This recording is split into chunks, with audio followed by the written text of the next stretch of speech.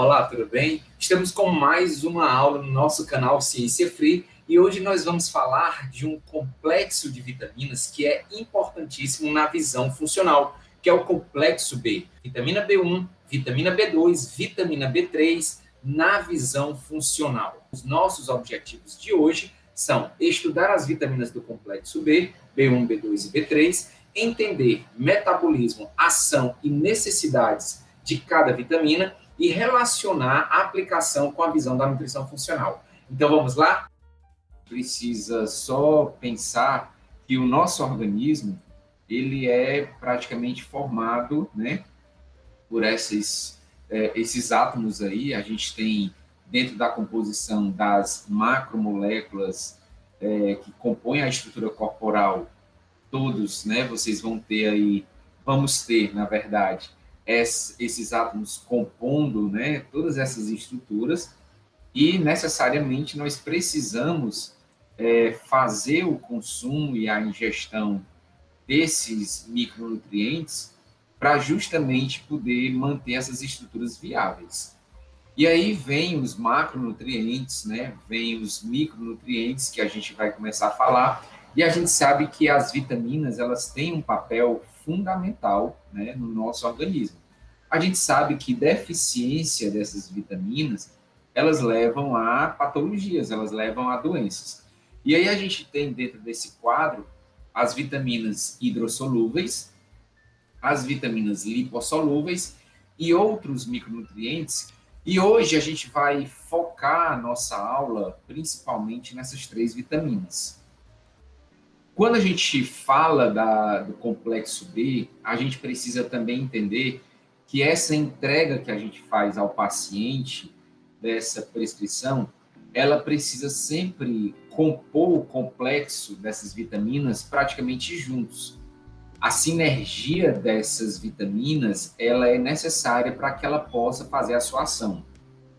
Outro detalhe é que se você faz a administração de uma só vitamina e o indivíduo ele tem carência das demais, essa única vitamina ela não vai conseguir suprir as necessidades metabólicas do organismo. E aí, quando a gente for pensar no complexo B na visão funcional, sempre tentar, e você vai ver na literatura, que ela coloca o seguinte, quando ela fala de uma vitamina, ela coloca que na suplementação, na prescrição, ela precisa ter ali um outro olhar em relação às questões de sinergia. Então, a gente precisa ter essa sinergia para que ela aconteça, né, para que ela possa fazer a sua função fisiológica, metabólica no organismo. Então, algumas peculiaridades que a gente precisa saber das vitaminas que também acredito que vocês já saibam. Mas são essenciais para as funções biológicas, uma vez que são usadas como cofatores por inúmeras enzimas. Não são armazenadas, com exceção da vitamina B12, podendo ser estocadas no fígado e no músculo. Claro que a gente vai ver que alguns estoques, eles são por pouquíssimos dias, né? Então, eu não posso dizer que uma vitamina, eu consigo fazer o estoque dela ad eterno. Então, sempre ela vai ser metabolizada e eu vou sempre precisar fazer essa reposição. Por isso que o olhar da prescrição, ela acontece tanto para os macronutrientes, como também para os micronutrientes, porque isso vai ser metabolizado e vai ser excretado. Importantes em diversas vias metabólicas, metabolismo de carbono, né, de um único carbono. Você tem ali a metionina, a gente vai ver B6, B9, B12, tem B2 também está envolvido nesse metabolismo de um único carbono. Você tem ela atuando no metabolismo energético, então as vitaminas elas são importantes no metabolismo energético, importantes em distúrbios de comportamento, como ansiedade, insônia, depressão, compulsão, agem como cofatores para a síntese de serotonina e melatonina, que a gente vai trazer aqui uma reflexão para que a gente possa clarear essa ideia, né, das vitaminas do complexo B. Uma outra situação que a gente precisa descrever e alinhar é justamente essa classificação. Quando a gente fala das vitaminas do complexo B, a gente está falando de todas essas aqui, incluindo também, e aqui é uma atualização, tem autores que a classificam e outros autores que colocam apenas como, né, outros componentes que têm papel de vitamina. Mas a gente vai falar dentro da nossa aula que a biotina e a colina, elas são consideradas vitaminas. Então, a biotina, a vitamina B7, e a colina, a vitamina B8. Então, ajeitando essa classificação, a gente deixa dessa forma, ok? E hoje nós vamos falar justamente de quê? Nós vamos falar dessas 3 primeiras vitaminas. É muito importante, elas são vitaminas necessárias, todas são necessárias, mas está muito legal para que a gente possa entender esse contexto dessa sinergia dessas vitaminas. Começando a nossa aula, nós vamos falar da vitamina B1, que é a tiamina. Essa vitamina, ela foi descoberta no século XX, a partir da condição clínica, né, associada com o beriberi. A gente vai descrever essa doença, e ela pode ser armazenada por um período de 10 a 20 dias, mas ela é necessária fazer a sua reposição através da alimentação e, se necessário, de suplementação. E nós temos o principal local, os depósitos de armazenamento da tiamina no músculo, coração, rins, fígado e no cérebro. E aí a gente já começa a pensar o seguinte: ela é importante no metabolismo energético. 47% do nosso corpo é de músculo esquelético. Como é que ela vai se portar, né? Como é que essa vitamina ela vai atuar nesses tecidos? Quando a gente olha para o metabolismo energético, a gente vai saber que ela vai interferir justamente na produção de alguns substratos para girar, né, para fazer acontecer o ciclo de Krebs. Então, a gente vai ver o papel da tiamina, a gente vai mostrar como é que ela age, né, fornecendo esse cofator para que essas enzimas elas possam estar ativas e ali você possa produzir e ciclar o ciclo de Krebs. Ela também pode estar ligada na corrente sanguínea, né, a albumina. Ela não é lipossolúvel, ela é hidrossolúvel. As fontes, tanto de alimentos como também ela pode ser formada lá no colo intestinal. Então, nós produzimos vitamina B1 pela microbiota. Aí vem uma outra questão, a saúde intestinal, que a gente defende, a gente fala. Eu preciso ter uma composição nessa microbiota de bactérias que sejam realmente não patogênicas, para que a gente consiga fazer vitamina B1 lá no colo intestinal. No intestino, ela é absorvida por difusão passiva em altas concentrações por mecanismos independentes de sódio e dependentes do pH. Eu preciso ter um pH mais ácido para que eu possa fazer essa absorção. Os transportadores atuam por meio de mecanismos antiporte. Lembrando, o mecanismo antiporte, eu absorvo tiamina e lanço para a luz H+. Então, isso é um mecanismo de absorção. E a quantidade normal de tiamina no soro, quando se faz a dosagem, é em torno de 2,1 miligramas por decilitros. Isso é ciclado também entre 10 e 20 dias, sabendo que é necessária essa reposição de vitamina, porque a gente vai ver ali, vai dar uma passeada no que ela pode fazer. Ela atua aproximadamente em 24 enzimas, participando como coenzima. Participa na ativação da piruvato desidrogenase e na alfa-cetoglutarato desidrogenase. São enzimas que estão envolvidas lá no ciclo de Krebs. Um detalhe que eu destaquei aqui é justamente que ela está participando da produção de alguns neurotransmissores, como a acetilcolina, o ácido gama-aminobutírico e o glutamato, que a gente vai falar na sequência. Participa nas reações da transcetolase na via das pentoses, fosfato, onde fornece ribose para a síntese de nucleotídeos e de ácidos nucleicos. Também a tiamina vai participar do metabolismo das gorduras, né, metabolismo dos ácidos graxos, e participa na conversão de cortisol em progesterona. Então, foca lá no colesterol, P450 desmolase, fazendo pregnenolona, depois você vai ter a produção de progesterona, você precisa de B1. Veja que existem sutis vias aonde a gente precisa de vitaminas. Se a gente não tiver essas vitaminas, a gente não consegue sintetizar, a gente não consegue fazer com que essas vias elas possam girar e possam funcionar. E aí a gente faz justamente essa conceituação de neurotransmissores, fazendo essa relação com a vitamina B1. O que são neurotransmissores? São substâncias químicas sintetizadas e estocadas em um neurônio pré-sináptico. Essas substâncias são liberadas sob estímulo e exercem seus efeitos após se ligarem a um receptor específico presente no neurônio pós-sináptico. Então, o que é que nós temos no neurotransmissor? O que caracteriza ser uma substância e um neurotransmissor? Elas são produzidas dentro do neurônio e elas vão ser empacotadas, vão ser colocadas em vesículas e vão lá para a terminação axonal do neurônio. Quando existe o estímulo, a gente sabe que a despolarização, vimos lá na primeira aula, e essa despolarização abre em canais de cálcio voltagem independente, cálcio entra na célula e faz com que as microestruturas musculares das vesículas, né? Nós temos ali os microtúbulos, empurrem essas vesículas e liberem lá esse neurotransmissor. Pois bem, a tiamina ela está envolvida na produção desses neurotransmissores, principalmente GABA e glutamato, e aí eu quero que vocês comecem a pensar. Quando a pessoa ela é GABAérgica, né, ou ela tem muita produção de ácido gama-aminobutírico, ela é uma pessoa mais tranquila, ela é uma pessoa mais calma. Quando a pessoa é muito glutamatérgica, é uma pessoa mais excitada, é uma pessoa que vive no 220 volts.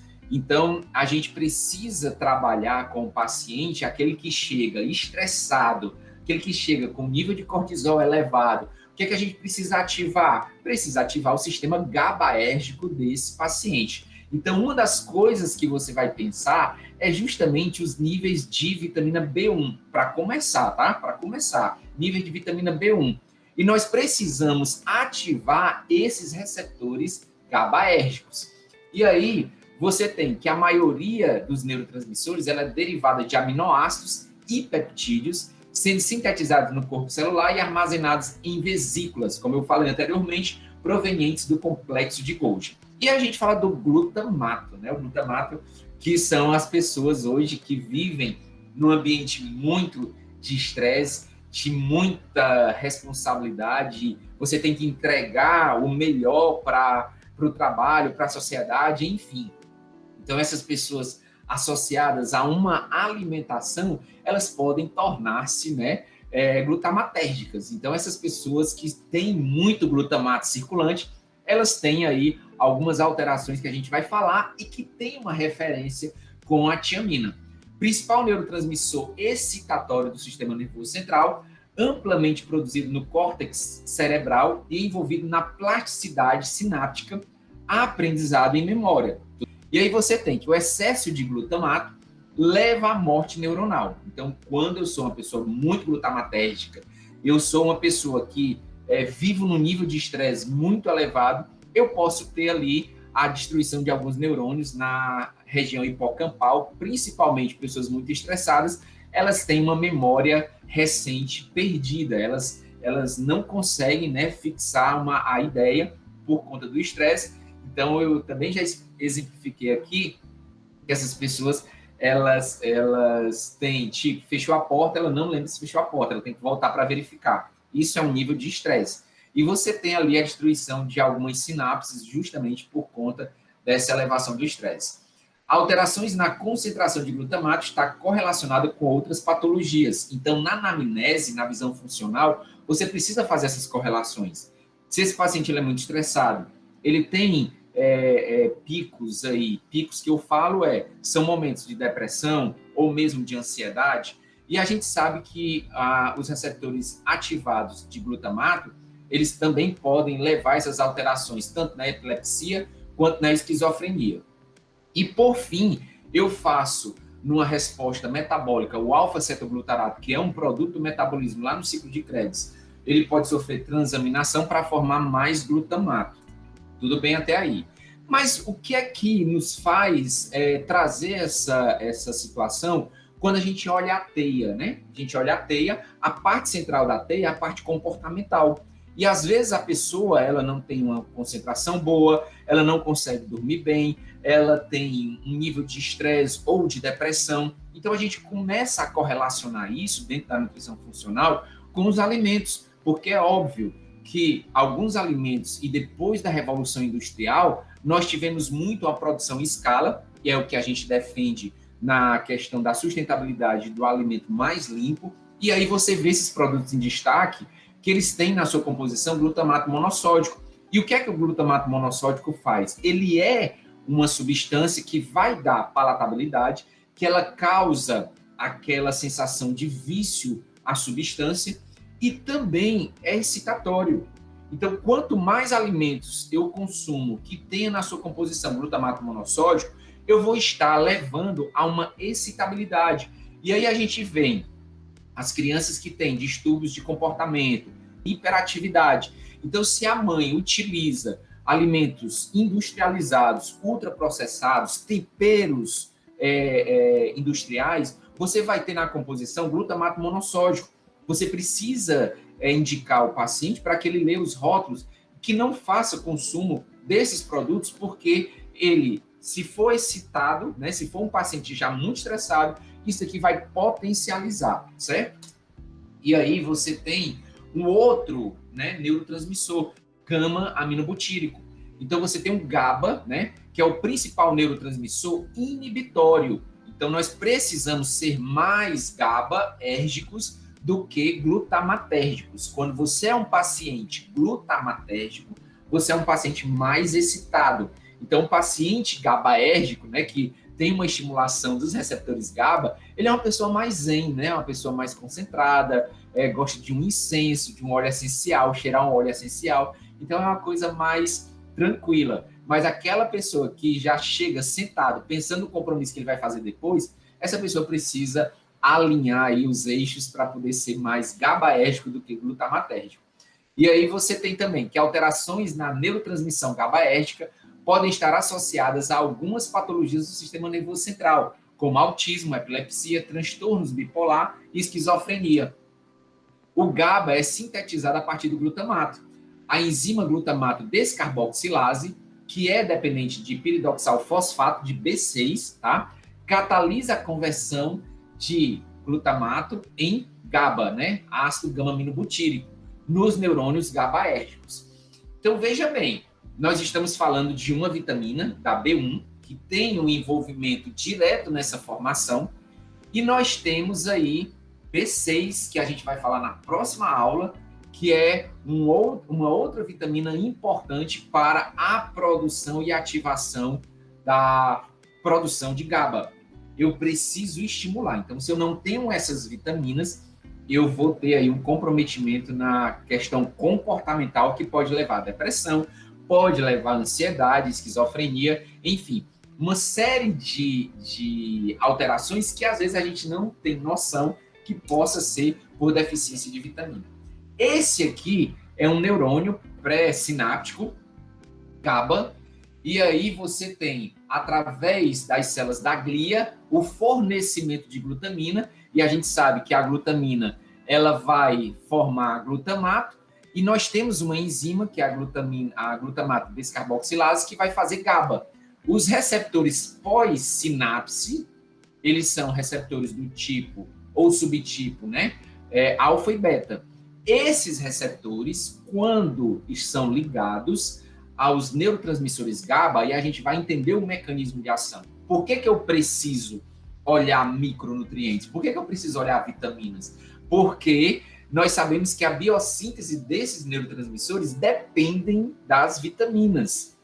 E aí, esses receptores, quando são ocupados pelo neurotransmissor, eles vão gerar uma modificação no neurônio pós-sináptico. E que modificação é essa, né? Olhando a questão de bioeletricidade, né? Você vai ter o quê? Você vai ter um estímulo da abertura de canais iônicos e vai levar a uma hiperpolarização. O GABA, quando se liga ao receptor específico, ele vai estimular uma hiperpolarização e a gente vai relembrar isso. Então, no neurônio pós-sináptico, o GABA pode se ligar a algum dos seus receptores, que podem ser do tipo metabotrópicos ou ionotrópicos, sendo esses últimos que permitem a entrada de íons cloretos e bicarbonato.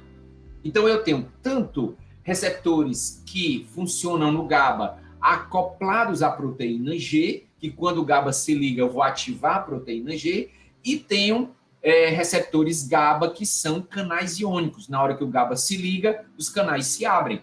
E ali nós vamos ter uma seletividade, principalmente para cloreto e bicarbonato. Então, quando os receptores na membrana, né, se liga GABA, nós temos uma abertura desses canais iônicos, são ionotrópicos, e aí você tem a entrada de cloreto. Nós sabemos que o meio interno da célula, ele tem uma característica, apesar de ter potássio, nós sabemos que o repouso da célula é mantido pelo íon potássio, mas nós temos uma característica de eletronegatividade. É isso que faz manter a célula no seu estado de repouso, até que haja um estímulo despolarizante para que os canais de sódio, voltagem dependente, eles possam se abrir, ocorra a despolarização e a propagação do impulso nervoso. Então, imagina se eu tenho uma excitabilidade. Os receptores glutamatérgicos, eles despolarizam mais as células. Então, ele vai deixar a pessoa mais excitada. Quando nós temos a atividade dos receptores GABAérgicos, o que é que nós vamos fazer? Nós vamos abrir canais de cloreto, quando o GABA se liga, né, no receptor, e esse poro, que é um canal iônico, ele vai se abrir, entra cloreto. Quando entra cloreto, cloreto tem carga negativa e vai tornar a célula mais negativa. Quanto mais eu torno essa célula negativa, mais eu me afasto do limiar para que ela possa se despolarizar, que é justamente o mecanismo de ação de alguns ansiolíticos. São os benzodiazepínicos, né? Os benzodiazepínicos, eles fazem o quê? Eles abrem canais de cloreto. Então, eu tenho uma atividade GABAérgica, eu vou ativar esses receptores GABAérgicos. Paulo, mas por que você está falando isso? Porque é uma vitamina que a gente está falando, uma vitamina B1, para a gente poder entender o contexto da coisa. O paciente ele é muito excitado e, às vezes, ele tem deficiência de vitamina B1, tem fadiga, tem deficiência de vitamina B1. Claro que nós precisamos fazer o conjunto na anamnese, por isso que a anamnese, com o olhar da nutrição funcional, ela é importante para que você possa ir linkando tudo isso e fazer uma conduta de forma muito correta, muito precisa. E aí você tem o receptor vazio, sem um agonista, o cloreto não entra aqui a membrana, né?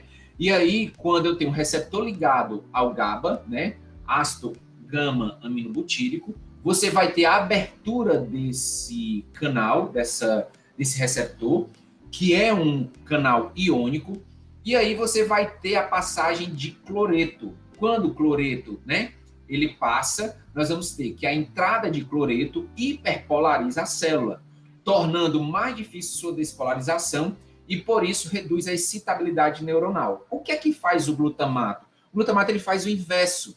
Então, quando você come muito shoyu, todo dia você come shoyu, você come nissimiojo, essas sopas industrializadas. Então, existe muito glutamato monossódico para poder modular sabor.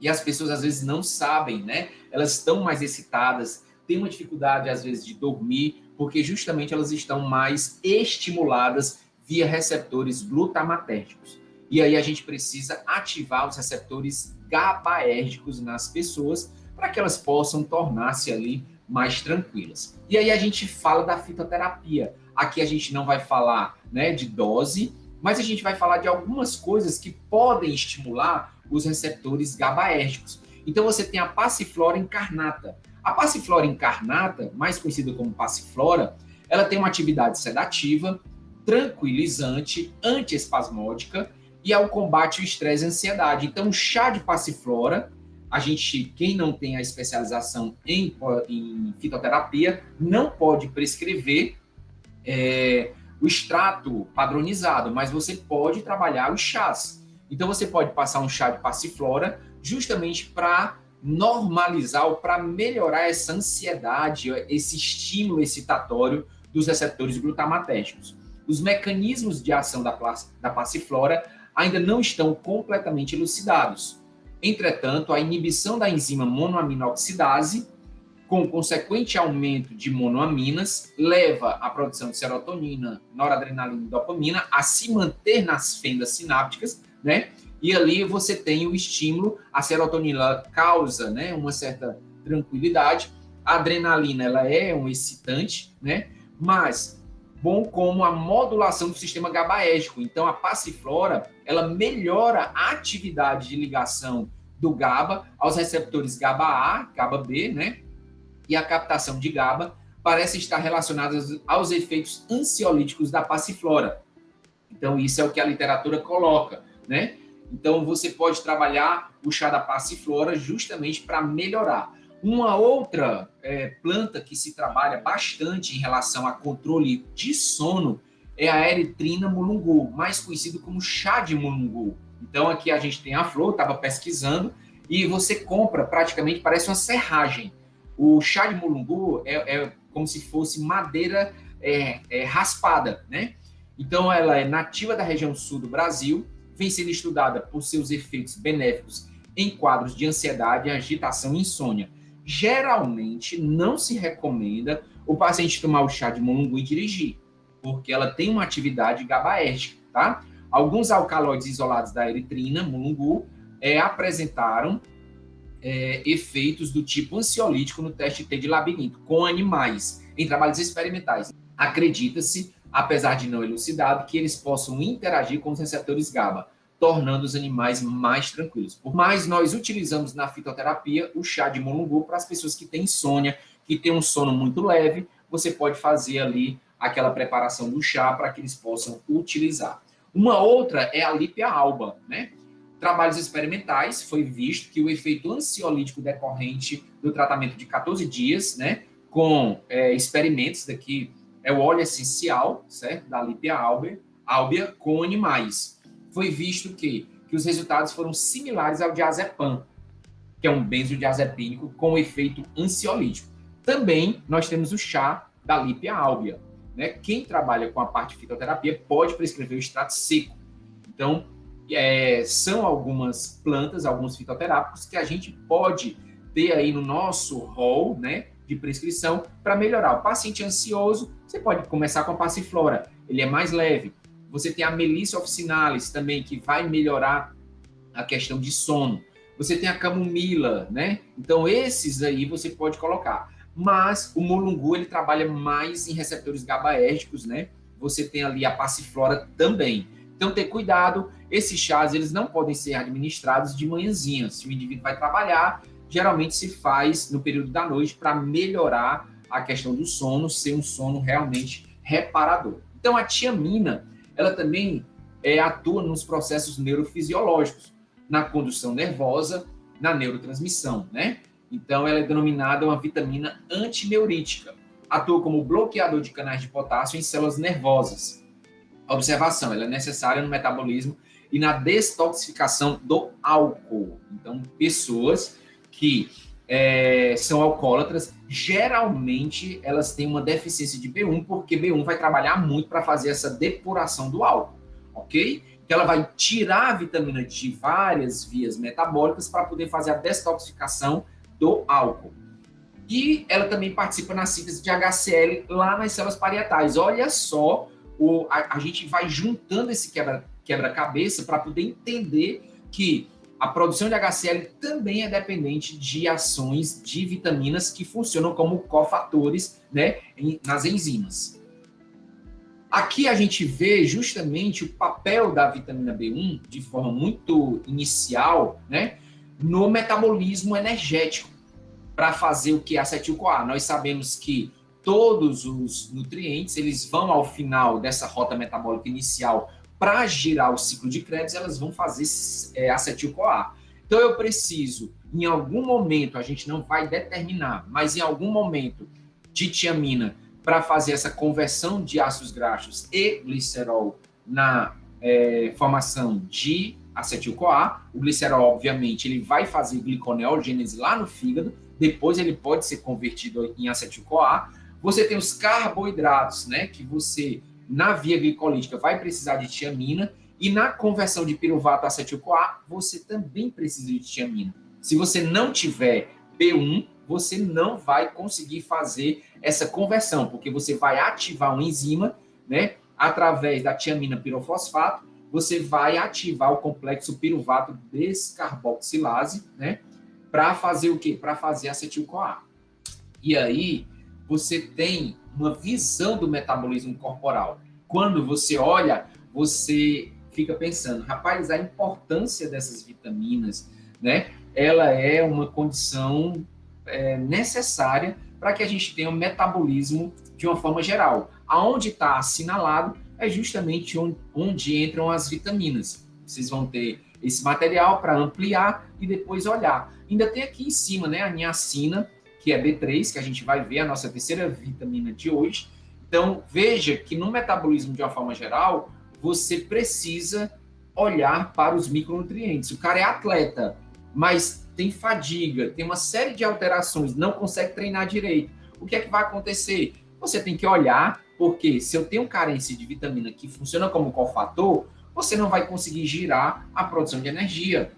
E aí você tem outros comprometimentos, principalmente quando você olha para a mitocôndria, a pessoa já tem uma disfunção mitocondrial, aí é que realmente você vai submeter aquele corpo a um desgaste muito grande, a produção de espécies reativas, a um estresse muito elevado, que, na verdade, quando você faz os ajustes, você melhora a resposta metabólica do paciente. Então, olhando aqui, a glicólise, que são 10 reações enzimáticas em 2 fases. Eu tenho as primeiras 5 reações, que são as fases de preparação, tá? E as 5 reações finais, a fase de pagamento. Então, é onde eu vou produzir ali 2 ATPs na glicólise, porque eu consumo, eu tenho 4 no final, e consumo 2 e produzo 2.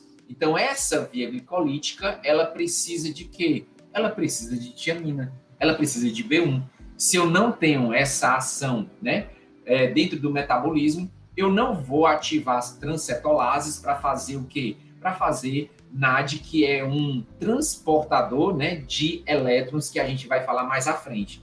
Eu tenho a via das pentoses, que também precisa de tiamina. Então, imagina só se o paciente ele tem uma deficiência, ou ele utiliza aquela dieta monótona, que ele não consegue fazer fora daquele quadrado, né, uma dieta diferente, onde ele possa receber ali o padrão, né, ou o nível de vitaminas para poder girar essas reações metabólicas. E aqui, um outro detalhe, né, tiamina, ela forma um cofator aqui, que é a tiamina pirofosfato, produto que vai participar, né, que são enzimas que fazem uma segunda atividade enzimática nos aminoácidos de cadeia ramificada, porque no primeiro eu tenho a ação das aminotransferases, que vai formar esses compostos secundários aqui, e depois eu tenho uma descarboxilase cetoácida de cadeia ramificada, que é justamente para formar os metabólitos dos aminoácidos de cadeia ramificada. Então, eu preciso de B1 para poder girar essa via. Inclusive, quando a gente fala de leucina para a síntese de massa muscular, eu preciso ter B1 para poder fazer isso daqui. A leucina ela vai agir em várias frentes, né? Tanto como no metabolismo energético, esses aminoácidos eles participam do metabolismo energético, como a leucina também, ela vai estimular a mTOR para a síntese de proteínas. Então, esse contexto, ele precisa aqui de B1. A B1 está bem aqui, ó. Se eu não tenho B1, eu não consigo ativar essa enzima. A tiamina pirofosfato é um cofator para essa enzima poder funcionar. Então, as funções da vitamina B1 auxilia na detoxificação dos metais tóxicos, como mercúrio, né? Inativa o grupo sulfídrico de produção de acetil-CoA e do chumbo. Então, vitamina B1 vai melhorar a detoxificação hepática. Tratamento de anemia responsiva à tiamina, aumenta a habilidade mental e QI, né, o quociente de intelectualidade, né, o QI, controle do diabetes, somente indivíduos com deficiência, então o paciente tem diabetes, Se ele está com tiamina normal, tá normal, tá? Proteção contra morte súbita, tratamento de herpes e de outras infecções, melhora a circulação, participa na produção de HCl, tem um efeito antioxidante, necessária como cofator para manter a tonicidade muscular do intestino, estômago e coração, atua na produção de mucopolissacarídeo e na produção e manutenção da baía de mielina, que envolve os axônios. Então, vitamina B1 também é excelente para manter a integridade do sistema nervoso. Deficiência, né? Quando nós temos a deficiência de vitamina B1, o que é que pode acontecer? A gente viu que leva à produção de uma patologia que é o beriberi, né? E aí o beriberi ele se apresenta tanto na forma seco, que aí gera neuropatia periférica, fadiga muscular e sarcopenia, que é justamente uma degradação da massa muscular, e você tem o beriberi molhado ou úmido, como queiram, neuropatia periférica, edema, taquicardia, cardiomegalia, que é o aumento do tecido muscular cardíaco, e insuficiência cardíaca. Então, a cardiomegalia vai levar a uma insuficiência, porque o coração ele vai hipertrofiar suas paredes, vai diminuir as câmaras ventriculares, vai estimular um maior débito cardíaco, e isso leva a uma insuficiência na ejeção de sangue para a artéria aorta. O beriberi infantil leva aqui vômitos, é assim circunflexo, taquicardia, acidose lática, convulsões e morte. Você tem estomatite angular, que é irritação e fissuras nos cantos dos lábios, encefalopatia alcoólica e lesões neurológicas. Então, a gente sabe para fazer o metabolismo do álcool, eu preciso de tiamina. Se eu não tenho, eu já vou comprometer, né? E aí, alcoólatras geralmente desenvolvem encefalopatia hepática. Aqui nas deficiências de B1, eu trago justamente aquele slide anterior, que a gente possa focar justamente aqui, ó. Então, eu tenho um carboidrato, essa conversão de piruvato a acetil-CoA precisa de B1. O que é que eles fizeram aqui nesse trabalho de forma bem simples? Deficiência de tiamina. Um grupo com deficiência de tiamina e o grupo controle que tem níveis de tiamina normal. E aqui eles fazem uma avaliação do VO2. O que é que eles observaram? Pessoas que têm, né, dentro do grupo tratado, melhor condição de níveis de B1, têm melhor VO2. Isso é fato, porque se eu tenho melhor VO2, eu tenho melhor capacidade de utilizar o meu substrato na mitocôndria para fazer metabolismo oxidativo. Se eu não tenho tiamina, eu tenho uma dificuldade de fazer essa conversão de piruvato para acetil-CoA. Então, o que é que eu vou formar aqui quando eu tenho muito piruvato se eu não tenho tiamina? Eu vou fazer mais lactato. Lactato representa metabolismo anaeróbio, lático. E aí eu aumento o quê? Eu aumento a produção de lactato em comparação ao controle que tem vitamina B1 em níveis normais. Então, deficiência de tiamina também vai fadigar o indivíduo por maior acidose. Sempre fazer esse link, porque eu preciso da tiamina para ativar o cofator, que é a tiamina pirofosfato, que vai ativar o complexo piruvato desidrogenase. E aí, esse complexo piruvato desidrogenase, ele vai converter o piruvato em acetil-CoA. E quando eu tenho deficiência de tiamina, eu vou ter essa maior produção de lactato. Um outro detalhe é quando eu tenho deficiência de tiamina, eu vou ter maior lipoperoxidação ou peroxidação lipídica das membranas celulares. TBAS é um marcador de lipoperoxidação ou peroxidação lipídica, que leva, né, obviamente, à conclusão do estresse oxidativo.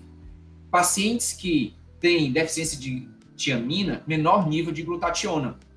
E ali você tem uma maior exposição a espécies reativas. Aqui ele tem a glutationa, né? A atividade da glutationa reduzida quando eu tenho deficiência de tiamina, logo eu vou aumentar o meu marcador de estresse oxidativo. Níveis de vitamina B1 reduzidos pode levar ao aumento do estresse oxidativo na célula. Também nós temos os fatores anti-tiamina. Principais fontes são os alimentos não processados, né? As fontes de tiamina não processadas, cereais, amêndoas, sementes e a maioria das hortaliças. As necessidades de ingestão são definidas, né, pelo Instituto de Medicina. Existem fatores antinutricionais, como as enzimas que degradam a tiamina, as tiaminases, polifenóis e antagonistas de tiamina.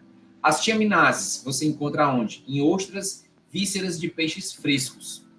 Os polifenóis, chás, café, farelo de arroz, mirtilo, morango e outras frutas. Eles oxidam e polimerizam a tiamina, ok? Claro que isso vem em contraste, não é que você não possa prescrever. Os polifenóis são excelentes na nossa prescrição, na visão funcional. É o exagero disso, né? Se a pessoa só faz isso. Então, você pode ter ali algumas inibições da atividade da tiamina. Aqui você tem os compostos termoestáveis, né, presentes nos alimentos, que são os sulfitos em sucos industrializados. Eles causam a quebra da tiamina. Então, você tomar o suco do bem, né, que não é nada do bem, você tem muito sulfito nessa composição. E a riboflavina, ela também pode oxidar a tiamina. Causas da deficiência: alcoolismo, ingestão inadequada, atividade física extenuante, cirurgias do trato gastrointestinal, diálise e nutrição parenteral total, né, sem tiamina, AIDS, acúmulo de piruvato na respiração anaeróbia, lactato, né, vai levar, obviamente, à acidose, que nós já falamos. Aqui é só para complementar. Então, alcoólatras, geralmente eles apresentam deficiência de vitamina B1. Causas da deficiência: hábitos alimentares que interferem na ingestão, absorção e utilização e excreção das vitaminas ingeridas, interações de alguns alimentos, o álcool diminui a ação, a fosforilação hepática, o armazenamento e aumenta a excreção de tiamina, dietas desbalanceadas, né, é o que a gente vê, alimentos que contenham bisulfitos, e aí a gente vê nesses alimentos industrializados, cafeína, tanino presentes no chá, açúcar refinado, bicarbonato de sódio, cloro adicionado à água, mariscos e ostras cruas, técnica dietética e culinárias inadequadas, escolha do alimento, né, fora da safra, fragmentação, exposição à luz e ar, imersão prolongada em água, cocção com muita água. Pode levar à degradação, à quebra, né, dessa vitamina, a perder, na verdade, a perder a vitamina B1. Doenças degenerativas, então a literatura também coloca algumas alterações, como mal de Alzheimer e doença de Parkinson, né? Observa-se a redução da atividade de enzimas dependentes de tiamina em pacientes com doenças degenerativas. Importante, sugere-se que a tiamina possa ter um efeito benéfico nas doenças de Alzheimer pela sua atividade da síntese de acetilcolina. Sempre olhar, né, essa questão da vitamina B1. Situações que interferem na demanda metabólica de tiamina. Então, você tem aqui deficiências prováveis, demanda metabólica e ou fisiológica aumentada. Em que situações? Na gravidez, lactação, atividade física intensa, doenças intercorrentes como câncer, febre, hipertireoidismo, dietas ricas em carboidratos. Então, isso daí pode levar a uma deficiência de B1. Metabolismos prejudicados da tiamina, na insuficiência hepática. E aí você tem uma relação com pessoas que são alcoólatras. Absorção reduzida, cirurgia ou doença gastrointestinal, diarreia e vômitos. E aí você tem desbiose. Quando você tem desbiose, você pode interferir também até na produção de B1 lá no colo intestinal. Aumento da eliminação da tiamina. Diálise e diuréticos de alça pode aumentar essa excreção da tiamina. Fontes que nós temos de tiamina. Você tem aqui germe de trigo, né, que é excelente você trabalhar na questão da dieta. Farelo de trigo, se for isento de glúten, melhor ainda. Centeio, aqui são alguns outros grãos que não é comum na nossa região. Tem o trigo sarraceno, você tem aveia, farelo de arroz, arroz integral, arroz polido, arroz selvagem.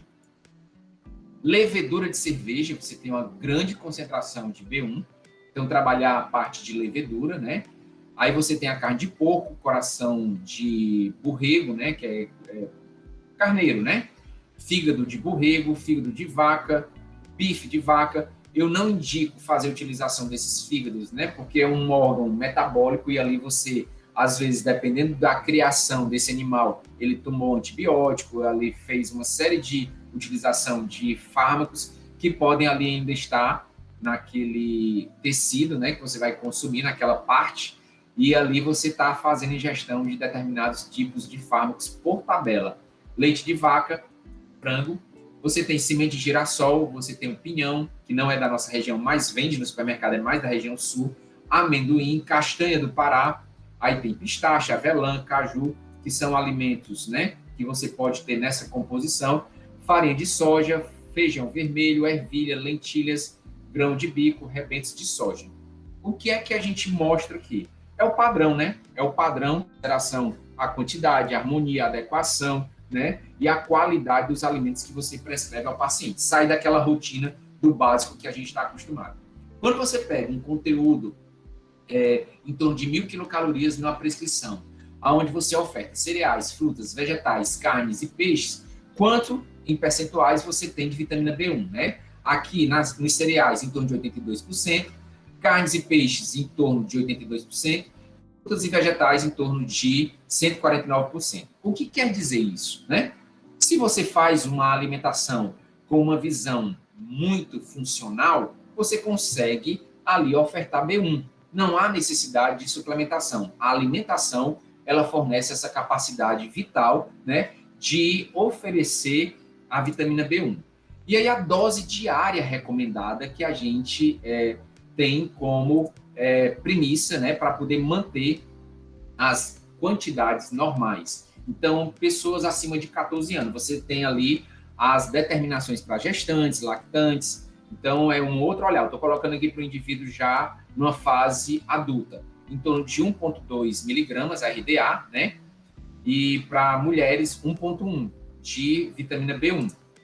Porém, você tem a suplementação, e eu peguei aqui duas referências, tanto do livro da professora Denise Carreiro, quanto o livro do professor Márcio. Então, a referência 2 é justamente a do livro do Márcio, e a referência 1, está aqui, né, na legenda, é da professora Denise Carreiro. Então, a dose que você prescreve, se o paciente precisar de suplementação, geralmente, quando a gente faz alguma suplementação de complexo B, a gente tenta fazer um pool, né, para a sinergia dessas vitaminas poderem funcionar. Dose de 5 a 20 miligramas, na forma de cloridrato de tiamina, que é o mais natural, e na outra referência você pode fazer doses, né, o indivíduo tomar 2 vezes ao dia, de 15 miligramas por dia, o cloridrato de tiamina, que é o mais natural, e a bentiamina, que é uma outra forma de prescrição. Então, você vai prescrever o quê? Cloridrato de tiamina, de 5 a 20 miligramas, você bota 15 miligramas. Então, o paciente tomar 2 vezes ao dia. Então, essa seria uma forma segura de você trabalhar a suplementação de B1. Então, avaliação nutricional, avaliação do estado nutricional de B1. Você tem um coeficiente de atividade da enzima tiamina quinase em eritrócitos. Ela tem uma baixa precisão e instabilidade da enzima, tá? A quantificação de tiamina pirofosfato, então, ou trifosfato, né? Em sangue total nos eritrócitos. Essa aqui é a mais indicada. No laboratório, aqui eu trouxe só para efeito de conhecimento, se faz a cromatografia líquida, que é o HPLC. É um equipamento que você faz uma preparação, existe todo um protocolo, e ali você vai fazer as curvas daquela determinada vitamina. Então, já existem os traçados, né, existe a matriz, e ali você consegue quantificar a quantidade. HPLC você tem nos laboratórios, né, de exames bioquímicos, e tem laboratório mesmo experimental para pesquisa, tá? B2, vitamina B2, riboflavina, que é uma outra vitamina bastante interessante que a gente precisa aqui comentar, né? Então, vitamina B2, ela foi descoberta no século XIX como um composto amarelo fluorescente presente no soro do leite. Melhor absorção quando ingerida, né, com alimentos. Então, sempre lembrar, B2, quando você faz a alimentação, obviamente você está recebendo ali aquela quantidade. Somente 15% da vitamina é absorvida quando ingerida de forma isolada. Sempre lembrar, vai fazer B2, não faz ela de forma isolada. Se o metabolismo é prejudicado pelo álcool, veja que o álcool ele vai causar alterações em várias frentes, né? Então, sempre ter muito cuidado se o paciente ele faz uso regular e em quantidades elevadas de álcool. Então, tem que ver ali, dar um complexo B para o paciente. E aí a gente tem aqueles indivíduos do final de semana que bebem horrores. Isso daí tem uma interferência. Ele não precisa ser alcoólatra diariamente, mas o cara bebe quinta, sexta e sábado. Ali você já tem comprometimento no metabolismo dessas vitaminas. Principais formas biologicamente ativas: flavina mononucleotídeo, FMN, flavina adenina dinucleotídeo, FAD, que atuam no metabolismo como coenzimas para a variedade de flavoproteínas respiratórias. A riboflavina, ela é resistente a altas temperaturas, ela tem uma ação antioxidante, facilitando aí a atividade da glutationa redutase. As flavinas são importantes na conversão de B6, B9, né, as suas formas ativas. A gente vai estudar na próxima semana B6, B9, B12. Se Deus quiser, eu fechando essa aula, porque ela é mais complicada, a gente vai se deter mais tempo nela. Mas eu preciso de B2, então veja que uma vitamina ela vai cooperar, ela vai ajudar na ação de outra vitamina, ou na ativação de outra vitamina. Preservação, né, do ácido fólico.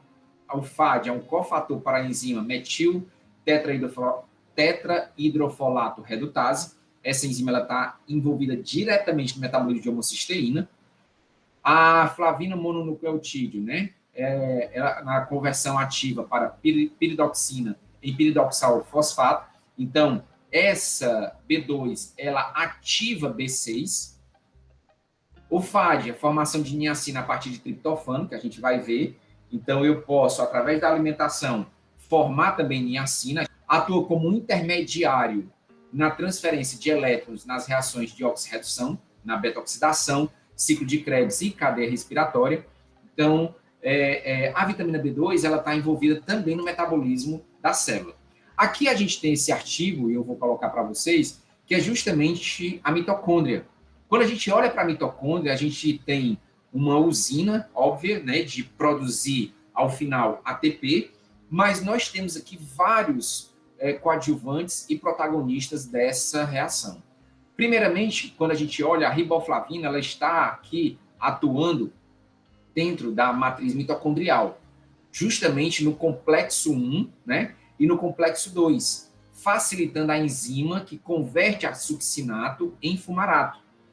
Nós temos também, fora a riboflavina, nesse contexto da saúde mitocondrial, nós temos a niacina, que é a B3, que a gente vai ver na sequência, nós temos a coenzima Q10, nós temos também a carnitina. Aqui não é a questão da suplementação. O fator limitante para fazer o sistema de lançadeira da membrana entre a membrana externa e a membrana interna, nós temos a sil-CoA sintetase, que converte o ácido graxo que vem do metabolismo para poder entrar, atravessar a membrana externa da mitocôndria. Nós temos a carnitina aciltransferase 1, que tira o grupo CoA e acrescenta a carnitina para que haja essa transferência para a membrana interna e a matriz mitocondrial.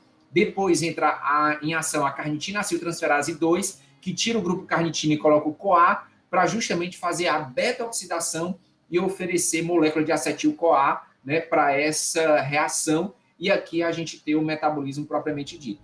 Para fazer o transporte de ácidos graxos, que vem lá do tecido adiposo, no músculo, no exercício, eu tenho 3 enzimas. Por isso que o metabolismo de gordura, ele é muito mais detalhado, é muito mais cirúrgico do que o metabolismo de glicose, porque eu faço piruvato, coloco esse piruvato dentro da mitocôndria, preciso de um pool de vitaminas para fazer a conversão de piruvato em acetil-CoA. A acetil-CoA está no ciclo de Krebs, que vai gerar essa situação aqui, que é o final, a cadeia transportadora de elétrons, fazendo ao final ATP, certo? Mas a gordura, eu faço a quebra dela no tecido adiposo, essa quebra libera ácidos graxos e glicerol. Quando o ácido graxo chega no tecido muscular, ele vai ser conduzido, né, através da lipase lipoproteica para dentro da célula muscular. Na célula muscular, ele tem uma outra barreira, que é atravessar a membrana externa da mitocôndria. B2, né? B2 está... A descrição da enzima ela é dependente de B2 e seu substrato preferencial. Então, B2 está ligado a várias enzimas antioxidantes. A B2 ela funciona aqui em várias situações das vitaminas, das enzimas. Veja que eu tenho a FAD e a FMN atuando, né, levando aqui a atividade dessas enzimas. Todas essas enzimas têm papéis aqui, a gente não vai destrinchar, né? Elas têm papéis importantes dentro da rota metabólica. E aqui a gente tem uma, que é a lactatase hidrogenase, né, que faz essa conversão, reduz o piruvato em ácido lático, que depois é dissociado em lactato e H+. Mas é justamente para ver o papel de atividade no quesito de reações redox, no quesito de oxidação e redução, que esse ciclo dentro da matriz mitocondrial, ele vai ter sempre uma oxidação e uma redução para poder fazer esse fluxo de elétrons, certo? E aí nós precisamos de B3, que é a niacina, certo? Nós vamos falar dela, né? E aí você tem triptofano, que faz essa conversão, né, de niacina, e uma série de outras, né, B12, ferro, cobre, B6, para que tudo isso possa acontecer. Numa proporção aqui de 60:1, que a gente também vai falar mais na frente. Então, quando a gente fala de B2, a gente fala justamente de um ciclo constante de produção de espécies reativas. O metabolismo celular, ele produz peróxido de hidrogênio. Isso daqui é uma espécie reativa. E eu preciso estar neutralizando essas espécies reativas constantemente. Eu preciso estar fazendo com que o meu equilíbrio redox ele seja constante. Quando nós temos uma maior produção de espécie reativa e uma menor atividade antioxidante, nós estamos num quadro de inflamação. E o grande X da questão é fazer o quê?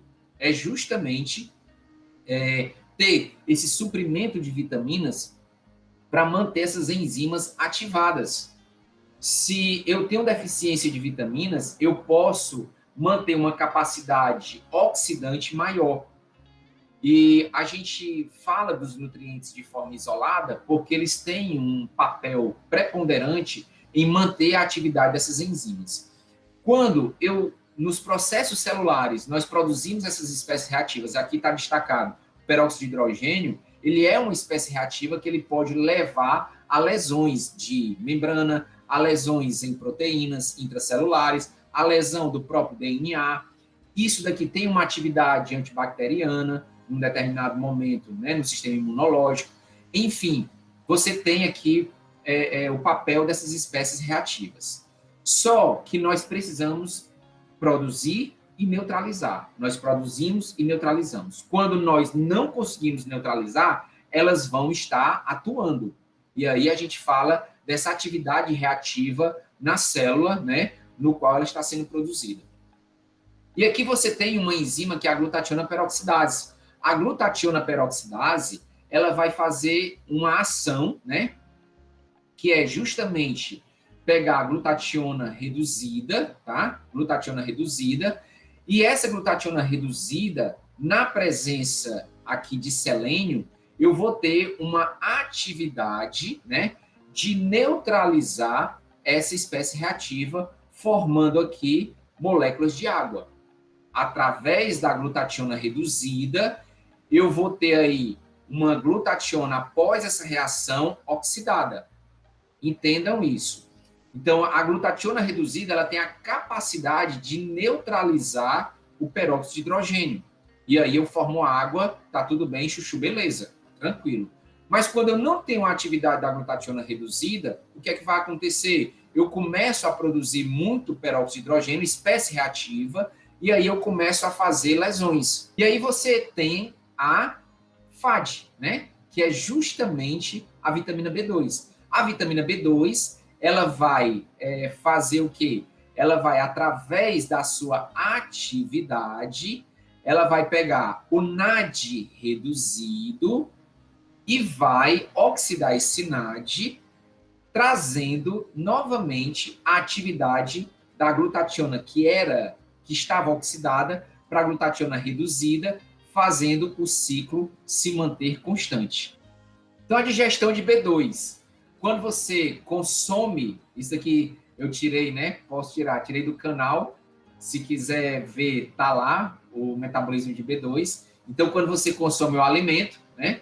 Você tem a forma ou de riboflavina, ou de FAD, ou de FMN. Então, você pode consumir essa forma. E aí, lá no intestino, você vai ter, no duodeno, jejum e íleo, esse metabolismo, e no colo, através da microbiota intestinal, você pode ter a produção, a síntese de B2. Isso vai depender muito de quê? Do perfil intestinal do paciente, tá? E aí, lá na microbiota, você vai ter a chegada, né, desses componentes, da riboflavina, do FAD e do FMN, e vai ser necessário a conversão dessas estruturas para a sua absorção, principalmente do FAD e do FMN, porque nós vamos absorver na forma de riboflavina. Então, o que é que nós temos? Nós temos tudo isso na luz intestinal, nós temos proteases, nós temos a fosfatase alcalina, nós temos a flavina mononucleotídeo, né, pirofosfatase, e nós temos a flavina adenina dinucleotídeo, pirofosfatase. Então, tudo isso está aqui, mais um ambiente ácido, para que possa ser convertida, o FAD e o FMN, ser convertido em riboflavina, para que possam ser absorvidos. Então, o que é que nós temos? Vamos lá, né? Os análises da riboflavina, eu tenho aí um ambiente ácido e temos as proteases. As proteases, né, juntamente com a fosfatase alcalina e a FAD pirofosfatase, vão fazer essa quebra, né, intermediária da FAD para a flavina mononucleotídeo, tá? E aí você tem a ação da flavina mononucleotídeo pirofosfatase e da flavina adenina dinucleotídeo pirofosfatase, fazendo o quê? Formando riboflavina. Então, entenda, para absorver a B2, eu preciso tê-la na forma de riboflavina. Tudo bem até aí? Aí nós vamos ampliar, né? A gente pega um enterócito, uma célula intestinal, coloca uma lupa, e aí você tem tudo já que foi digerido na forma de riboflavina. Nós temos um transportador específico para essa riboflavina, e a riboflavina ela vai ser absorvida para a célula intestinal. Essa absorção, né, dentro do enterócito, pode levar diretamente para a membrana basolateral e lá para a circulação, ou eu posso fazer ainda, através de flavoquinases, a produção de flavina mononucleotídeo fazendo flavoproteínas, ou posso ter uma FAD sintase formando FAD, que também pode fazer flavoproteínas, ok? Então, isso é o metabolismo no enterócito da B2, e ela pode ser na forma de riboflavina absorvida diretamente. Causas da deficiência de B2. Você tem pacientes com hipotireoidismo, interações alimentares, dietas de emagrecimento, dietas vegetariana restrita, síndrome de má absorção, consumo regular de cafeína, aqui, né, o cafezinho, teofilina nos chás e álcool, e atividade física intensa e frequente. Por que você relaciona atividade física intensa e frequente? Se você não fizer reposição, porque o metabolismo ele vai estar muito mais funcionante no exercício do que no indivíduo sedentário. Então, você vai necessitar de uma quantidade maior de vitamina, tá? E aí você tem um quadro bastante, como é que eu posso dizer, da carência que acontece muito, né? Que é justamente o quê? A queilose, que é a lesão na parte externa dos lábios, que o pessoal chamava antigamente de boqueira. Canto de boca ressecado, né? Você tem língua avermelhada, hiperemiada. Então, é um dos sinais, um dos sintomas da deficiência de B2. A niacina, ela é uma vitamina que participa em várias reações também.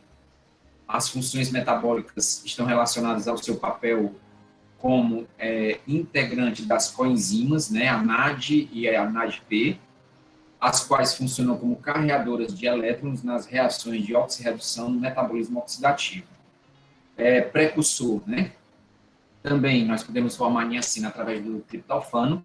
Então, 60:1, eu preciso de 60 miligramas de triptofano para fazer 1 miligrama de niacina. Mas nós conseguimos, através de uma dieta com base proteica, você tem triptofano, e ali você vai conseguir também parte desse triptofano desviar para fazer a niacina. A doença característica da carência de niacina, que é B3, é a pellagra, né? A gente vai falar um pouco dela mais na frente. Veja a importância biológica da niacina. Todas essas reações a gente não vai descrever, mas eu quero só para mostrar para vocês o aspecto metabólico, né? Mitocôndria. Quantas coisas, quantas funções, quantos detalhes a mitocôndria ela precisa para funcionar bem. Então, se eu tenho carência de B3, nós mostramos até no slide anterior, se eu tenho carência de B3, eu vou ter comprometimento na formação de NAD. E o NAD está justamente nessa fase metabólica de transferência de elétrons. Se eu tenho carência, eu vou ter comprometimento em todas as vias metabólicas. A gente vai ver no slide seguinte, né? Aonde é que ela participa. Então, veja, quando a gente vê as reações do ciclo, tudo aqui, né, eu preciso de NAD para poder essas reações elas acontecerem. Então, imagina que você tem aqui os derivados aí de carboidratos, você tem os ácidos graxos, né? E você tem aminoácidos fazendo aí acetil-CoA, tá? E aqui você tem um NAD, então eu já vai observando aí dentro do ciclo de Krebs o que é que você precisa, né? Então eu tenho, obviamente, inicialmente a gente forma oxalacetato, né, para formar citrato, e aí você tem todas essas vias, ó, produzindo NAD, tá? Todas essas vias, a gente não vai falar aqui do ciclo de Krebs, mas é só para a gente poder entender. Se eu tiver carência de vitamina, eu vou ter dificuldade para poder fazer energia. Isso é fato, né?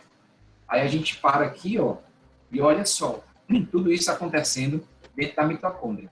E aonde é que entram as vitaminas aqui? Justamente, ó, eu tenho B2 aqui, eu tenho B3, certo? Aonde eu tenho NAD, eu vou ter B3 funcionando, eu preciso de niacina. Então, imagina que esses cofatores, eles são necessários. Prescrever alimentos que sejam ricos do complexo B é sempre importante dentro da prática e da visão funcional. A nutrição funcional, ela avalia e estuda justamente isso, são os detalhes. Esses detalhes é o que faz a diferença do profissional, porque você entendendo a rota metabólica, você consegue enxergar a melhora do paciente quando você faz uma boa intervenção. E aí você tem um NAD dentro da cadeia transportadora de elétrons, porque se eu não tenho um NAD, eu não consigo fazer esse transporte de elétrons e eu não consigo produzir ATP. Então, veja, no ciclo de Krebs e na reação de redox, né, de oxidação e redução, ou redução e oxidação, você precisa do NAD participando, vitamina B3, né, dentro desse contexto. E aqui você tem uma visão geral da via glicolítica, do ciclo de Krebs, e aqui a gente já acrescenta também, nós vamos falar de B5, né? Você tem B3, você tem B2 e você tem B1 na glicólise para poder funcionar. Aqui dentro também você vai ter, né, como nós já mostramos, a atividade dessas vitaminas para que esse ciclo ele possa acontecer, tá? Uma outra via que nós temos é pela oferta de triptofano. Então, eu tenho aqui, através da alimentação, principalmente a fonte proteica, eu tenho esse aminoácido. O triptofano ele vai ser importante para várias rotas do metabolismo. Então, entendamos que eu preciso dessa necessidade para poder girar vários pratos. Quando eu não tenho essa capacidade de oferta de triptofano, eu vou ter comprometimento em alguma via. E a gente sabe que o triptofano ele é a base para a formação de serotonina e melatonina. Com isso, nós temos aí uma rota, né, para poder produzir o estímulo ao hormônio do sono e também de serotonina. Quando eu tenho alterações comportamentais, aí entra em questão o estresse, a gente vai desviar essa rota do triptofano. Então, aqui a gente vê todo o caminho de biossíntese através do triptofano para gerar a formação de niacina, B3. Então, em 60 miligramas ofertados na dieta de triptofano, eu posso, dependendo das sinalizações intracelulares, eu não estou dizendo que 60 miligramas vai me dar 1 grama de niacina, mas eu posso entender que, pelo triptofano, eu posso fazer, sim, a produção de niacina, que vai estar envolvido em todos esses aspectos metabólicos. Mas um detalhe aqui é importante que a gente destaque. Nós temos um produto intermediário, que é a quinurinina. Isso daqui, ela pode seguir um outro caminho de biossíntese. A quinurinina, ela pode gerar, né, uma alteração no sistema nervoso central, levando aí a quadros de depressão. O paciente é muito estressado, o paciente está inflamado, tem níveis de cortisol elevado, ele pode desviar a rota do triptofano da produção de serotonina e de melatonina para a formação de quinurinina. E aí ele pode apresentar quadros de depressão.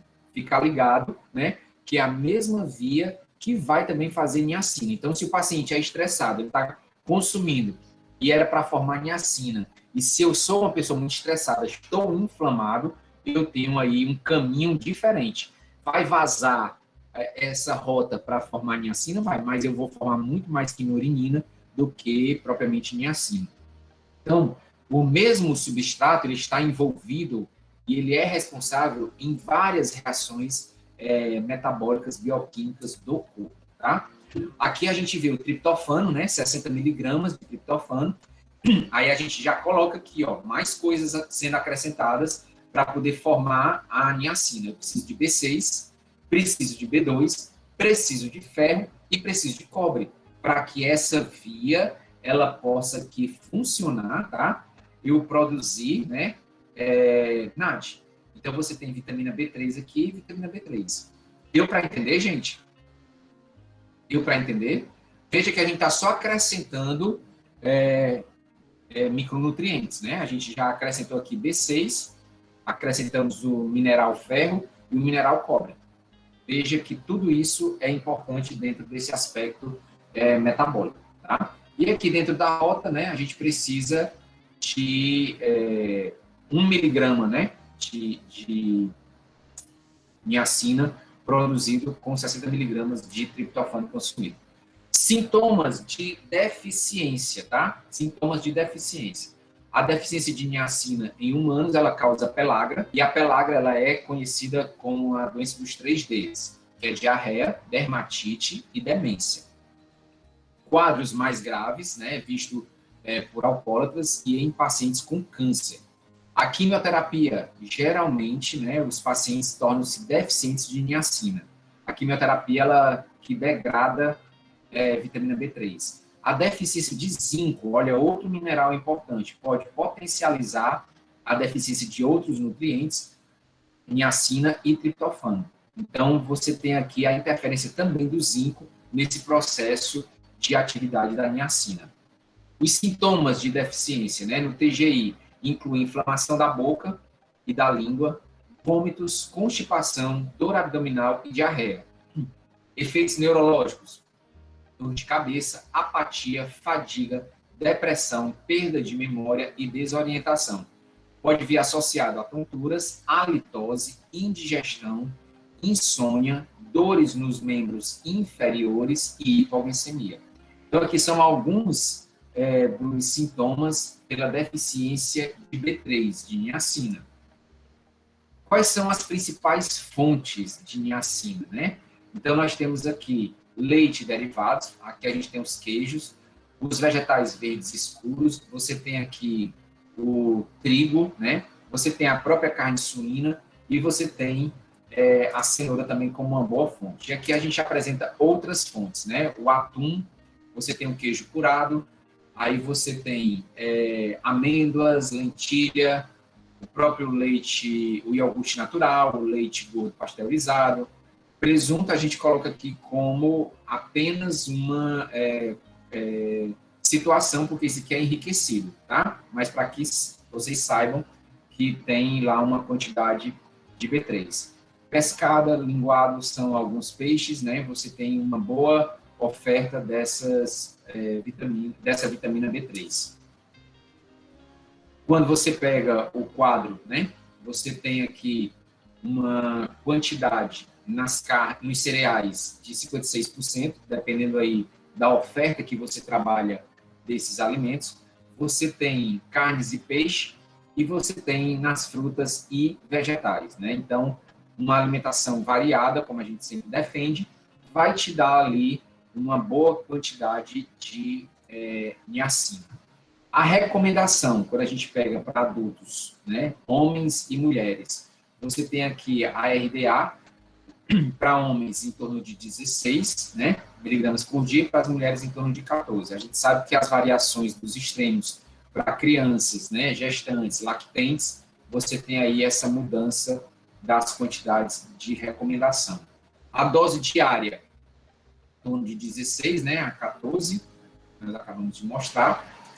E a suplementação, você tem aqui a forma de nicotinamida, as doses, nessa primeira referência do livro da professora Denise Carreiro, de dose de 20 a 35 miligramas, sempre associado, sempre vai ter isso no livro, tá? Sempre associado às demais vitaminas e minerais. E a nicotinamida, ou ácido nicotínico, ou hexaniaciato, né, de inositol, ou nicotinamida ribosídeo. Isso aqui é do livro do professor Márcio, né? Dose de 2 vezes ao dia de 15 miligramas por dia. Então, isso é uma forma que você pode suplementar. Lembrando, todas as vezes que você for pensar em suplementar vitamina B, você faz um mix do complexo B, porque a gente já viu que uma vitamina trabalha em sinergia com a outra e não tem como você ofertar de forma separada, tá? A avaliação do estado nutricional, do estado nutricional se faz pela quantificação dos principais metabólitos na urina, né? Então, você mensura esses 3 marcadores aqui, e aí você tem a razão desse marcador com esse marcador. Você tem essa razão que se faz no laboratório, né? Ou cada metabólito em relação à creatinina. Então, se faz uma correlação, isso daí dentro do exame laboratorial, né? E você também pode medir as atividades da coenzima NAD e NADP, tá? NAD e NADP. E medir as concentrações eritrocitárias de NAD e NADP. Ok? Tranquilo? Deu para entender? Assim nós finalizamos a nossa aula de hoje. Espero que você tenha realmente aprendido. Você pode retornar essa aula quantas vezes você quiser, dividir isso com um colega, compartilhar esse conteúdo. Até a próxima aula no nosso canal Ciência Free.